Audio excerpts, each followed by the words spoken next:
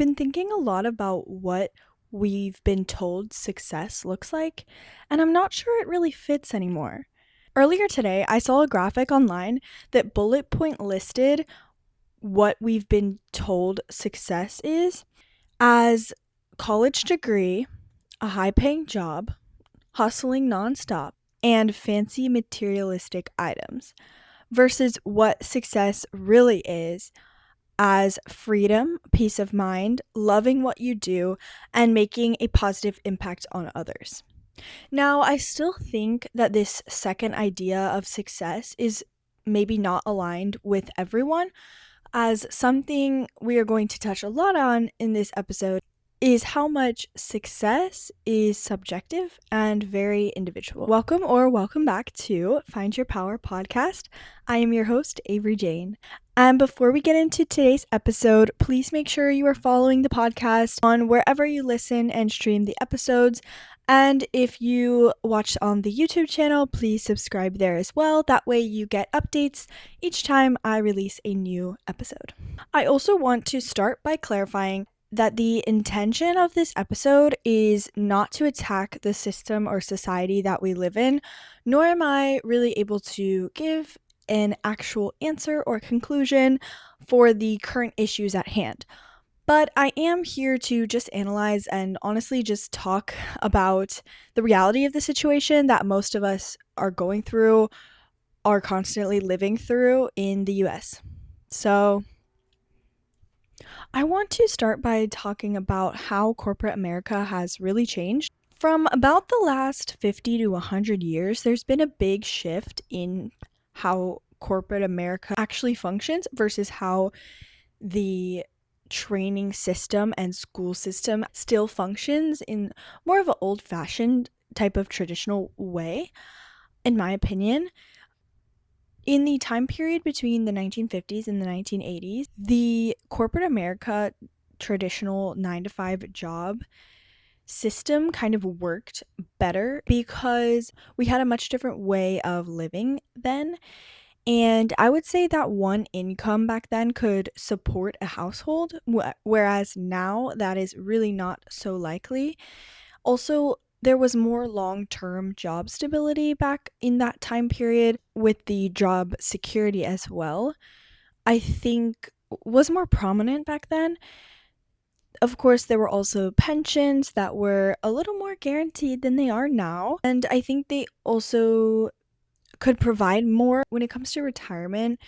I think nowadays people have pension, but they also have other ways to maybe invest for their retirement, whether that's through stocks or Roth IRAs and whatnot, 401ks. And I think that when it comes to this time period back in the 1950s, we could rely on maybe one source of income for retirement because that was enough to live off of. And I also think that the idea of climbing the corporate ladder has changed a lot, and I think it was something that was very glamorized. I think it was something that was very looked up to back in the 1950s. Especially since if you maybe had like family members in the same company, it was a little bit easier to get into that company or business and then just climb the corporate ladder from there. And maybe that was like the dream to be the boss within that company. But I think nowadays it seems that yes, it's still possible, of course, to kind of climb that corporate ladder. But I think it's a lot more common now that we job hop and kind of find raises or different sources of income through job hopping rather than trying to climb the ladder of the business that we're in or the company that we're in. That being said, today I believe in the current modern time there is fewer pensions. Like I said, more like 401ks, more like just Roth IRAs, investing on your own. Much higher cost of living. I think that one goes without even saying. There also seems to be such a romanticized burnout culture now within the past few years, especially. I think that's really been more common and been more romanticized. And I think maybe that has to do with social media and talking about burnout culture through social media. But either way, I think that's something that we maybe didn't have so much of back in the 1950s. Of course, I'm saying all of this like as someone who did not live within the 1950s to the 1980s, but with the background knowledge and the little research that I did. And with this burnout culture also comes the hustle mindset nowadays that, of course, may have been there back in the 1950s, but I think now it more has to do with the fact of keeping up rather than getting ahead. And of course, when it comes to salary, of course, we are technically earning more money nowadays than we were 1950s to the 1980s. The salaries are higher, but of course, that also corresponds with the cost of living. And I think when it comes to that salary raise, most of it has to do with inflation rather than actually getting a raise to have more kind of purchasing power in the real world, having more wealth. It more comes with the increase of inflation. I also feel like that when you used to have a job that you stayed dedicated, you worked hard for, and you also stayed loyal to, you kind of got taken care of in a way. You maybe got a raise, you got time off that you needed, but now it more feels as if you do all of these things, you stay loyal, you stay dedicated, you work hard, but honestly, it's just to keep up with the system and with making enough money to have a relatively steady income and to cover all expenses. And I think a lot of the reasons for this shift nowadays in the modern corporate America, because of the longer work hours that we have, the fact that we now are always available with technology, with social media, with having cell phones. Everybody has a cell phone. If the boss wants to get in contact with one of their employees, they can just send a text like that, whether it's at night, in the morning, off hours. And I think this expectation for the employees to always be available to send a message back it can be a little toxic. And I definitely talked about this in a past episode about hustle culture, and I don't remember the episode title, but I definitely talked a lot about how there's this obsession nowadays in modern culture with productivity and kind of having that hustle culture and burnout mindset. Because if you're not working till burnout, you're not working hard enough. And this definitely leads to the expectations that we put on others to be even higher and higher, because the more people that work this way, wake up at 5 a.m., start to get on the grind, and then they don't go to sleep until 9, 10, 11 p.m., wake up the next day, do it all over, working all day, maybe 1 hour break for lunch in the middle of the day and whatnot. That constant hustle and constant work leads to more expectation for the rest of us. And of course, I'm not putting down on the people that work this hard. That's props to them. But I think with the social media aspect brought into it, with people showing off this as romanticizing it, this constant hustling as being glorified, it really does put that expectation on everybody to follow in their footsteps, and kind of gives the idea that if you're not doing this, you're lazy or you're going to fall behind. Now, I felt like I couldn't really talk about the corporate America without touching about the school system that kind of puts us there, because I think the current school system, and I'm talking about like from kindergarten to senior year of high school, it's very outdated, and the system that we go to school in. And honestly, I think a lot of people could agree with me on this. There's many people I've talked to about this situation, and of course, I don't have the answer, but it's just something I wanted to include in the episode to touch on, because it does kind of fall into that category of corporate America, how we are being almost trained to grow up into this society, and also the mindset that we are given when we are 9, 10, 11 years old. So, I want to make it clear before I start on this section that I am in no way attacking teachers. I am only talking down on the outdated structure of the system.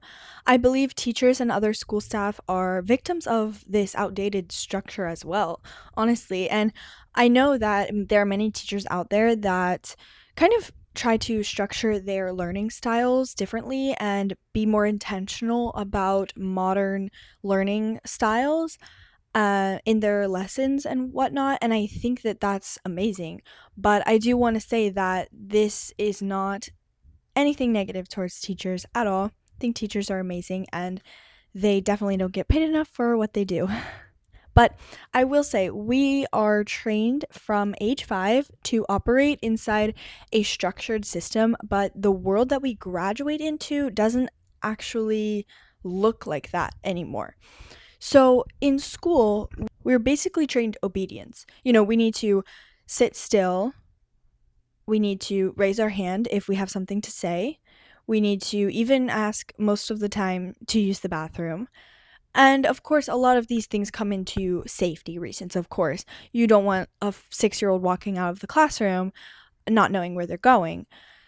But I think when it comes to more later middle school, high school age, things like this start to be a little bit restrictive, because of that expectation to constantly for the students to constantly ask permission.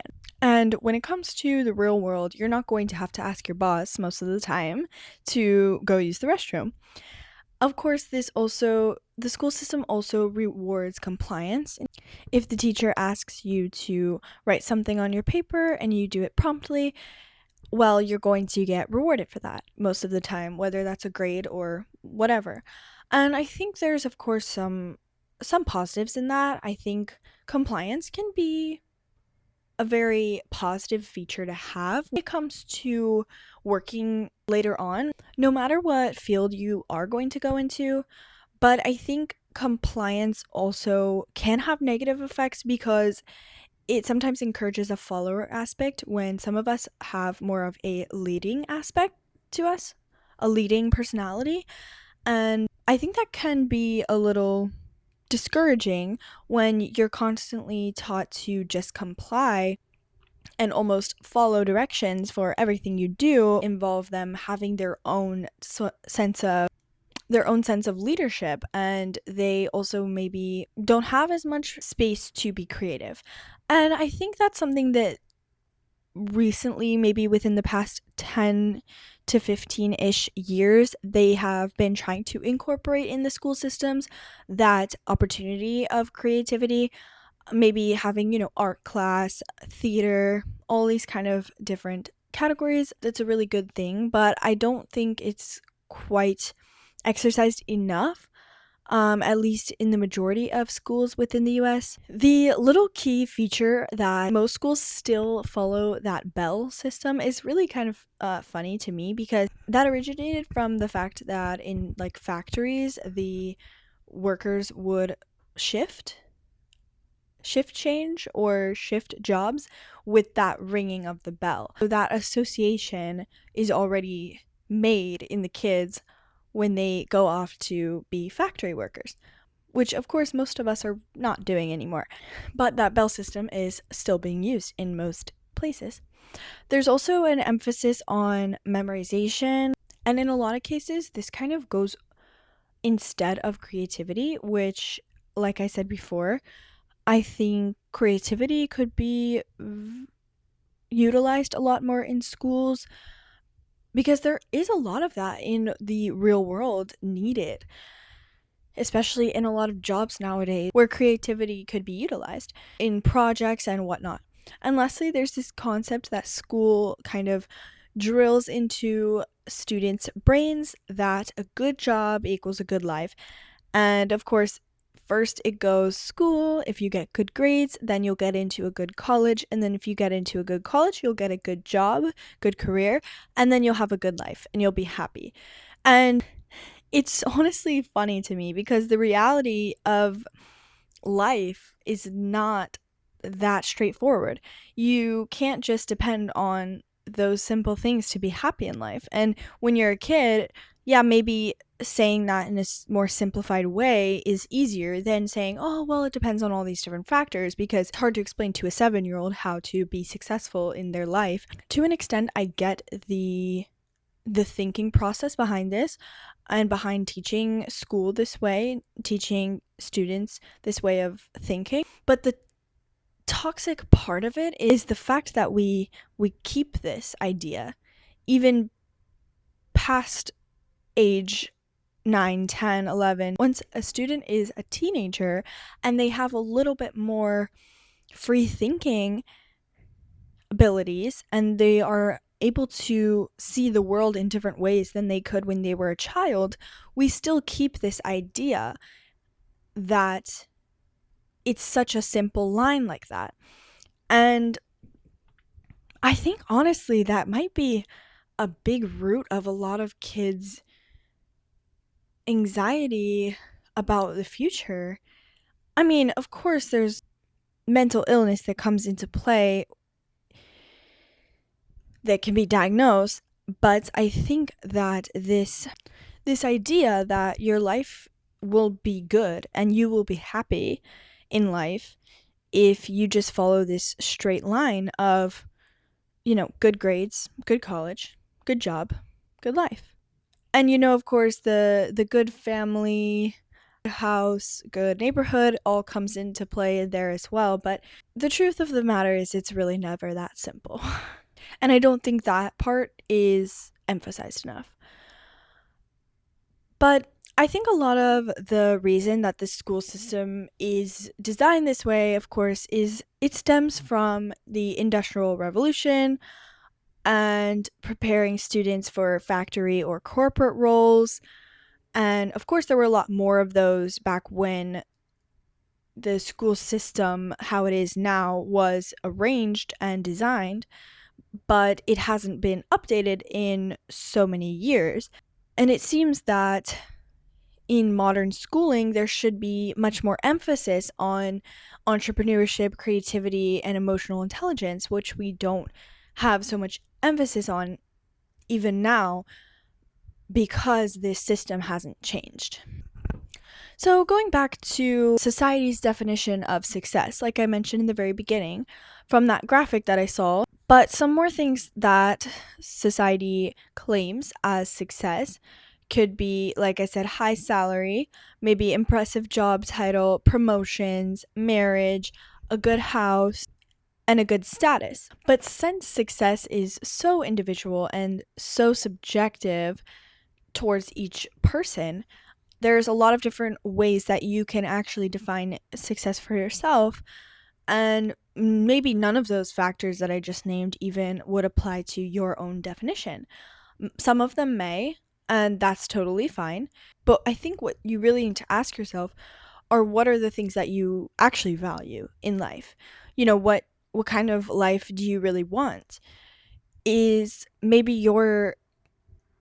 success to you is peace or flexibility or freedom, or maybe it's having time to do specific things in your life that don't include working your 9 to 5 job, whatever it may be. I think deciding that for yourself is important. And I also want to clarify and make sure that it is very clear for you guys that finding your own definition of success is not something that you can just do overnight. I think it's honestly a journey that you will have your entire life as success changes for each person throughout their life. When you are in your 20s, success is going to look very different to you than maybe when you're in your 50s and 60s. And that's totally okay. I think just evaluating what your values are in life and what success means to you throughout is important. And as long as you do that, then you will know what it means to be happy and content for you as an individual. Because some people want the corner office and some people want to log off their computer at 3 p.m. and go pick up their kids. And both are completely valid, both are individual. And that's why the idea that everyone should have the same definition of success is honestly silly. So I do want to reflect personally for a moment because I want to let you guys know that you don't have to have your own idea of success fully figured out. I completely do not. I'm definitely still questioning what my own definition of success looks like. And no matter where you are in life, even if you think you found job that a job or career that fulfills your ideas of success and your values, you'll probably most likely still feel that pressure of society telling you that you should be doing more or you should be having different goals and whatnot. It's important to focus on what matters more to you. And as I like to say, quiet out the noise. Like in my comparison episode, it's very similar even when it comes to society. Society attempt to shape you and shape your success. It's something that we need to do. Just quiet out that noise. And I want to also be honest here.